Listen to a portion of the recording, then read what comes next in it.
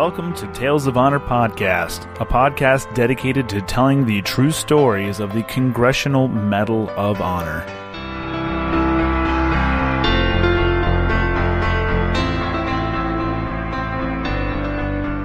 Hello everyone, welcome to another episode of Tales of Honor Podcast. I'm your host, Christoph Ambrosch, and it is Christmas Eve 2017, so Merry Christmas to all. I hope everyone has been on the nice list this year and gets everything they want from Santa.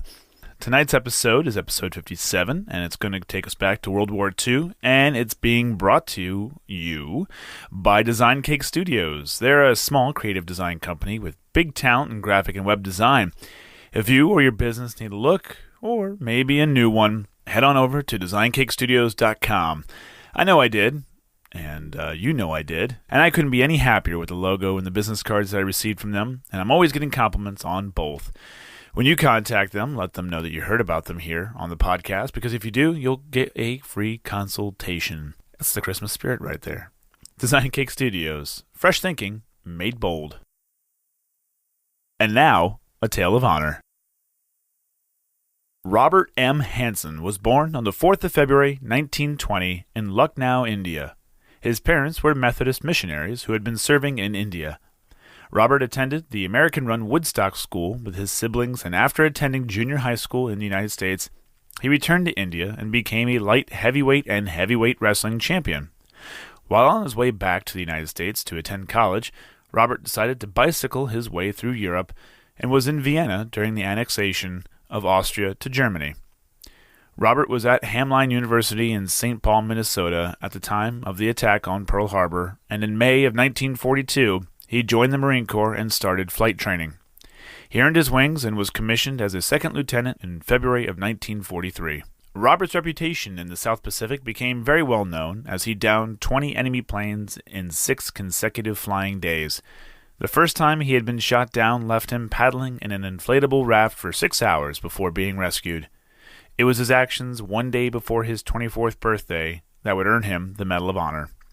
The citation reads, "For conspicuous gallantry and intrepidity at the risk of his life above and beyond the call of duty, as a fighter pilot attached to Marine Fighting Squadron 215 in action against Japanese forces at Bougainville Islands, November 1, 1943, and New Britain Island, January 24, 1944.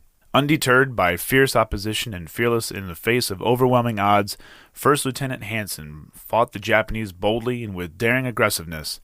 On November 1, while flying cover for our landing operations at Empress Augusta Bay, he dauntlessly attacked 6 enemy torpedo bombers, forcing them to jettison their bombs and destroying 1 Japanese plane during the action.